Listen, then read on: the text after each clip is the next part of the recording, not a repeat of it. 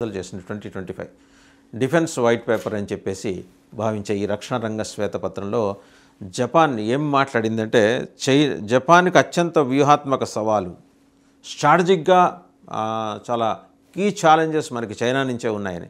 So చైనాని ఒక major థ్రెట్గా Japan చూస్తుంది. అలాగే చైనా కూడా జపాన్ వంక కొన్ని అనుమానాలు ఉన్నాయి. తైవాన్ విషయంలో జోక్యం చేసుకుంటే తాట తీస్తామని చెప్పి చైనా హెచ్చరిస్తుంది.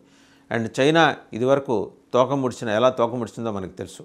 అయితే అంతిమంగా చైనా ఇవాళ ఒక బలోపేతమైన శక్తిగా ఉద్భవించడం, అలాగే కూటములుగా మొత్తం ప్రపంచం విడిపోయి ఉండటం క్రింక్ చూసాం. China, Russia, Iran, north Korea, ఇవి 4 దేశాలు క్రింక్ అనే పేరుతోటి వాళ్ళు ఒక కూటమిగా ఏర్పడటం జపాన్ యొక్క ఆంతరంగిక బాహ్య భద్రతకు సంబంధించి రక్షణ రంగానికి సంబంధించి పెద్ద సవాలుగా పరిణమించింది. సో జపాన్ ఖాళీగా కూర్చోలేదు, తైవాన్ విషయంలో వేలు పెట్టాలని చూస్తుంది. కారణం ఏంటంటే తమ మీద చైనా ఏ క్షణంలో అయినా దాడి చేయొచ్చనే అనుమానం, అది కూడా అణుదాడి. హిరోషిమా, నాగసాకిల అనుభవాలు జపాన్ ఇంకా మర్చిపోలేదు. ఆ అనుభవాల్ని రెండో ప్రపంచ యుద్ధం సమయంలో.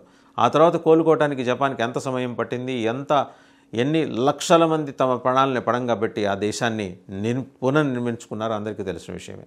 క్రింక్ అంటే China, Russia, Iran, north Korea. ఎందుకు ఇవి కూటమిగా ఏర్పడ్డాయంటే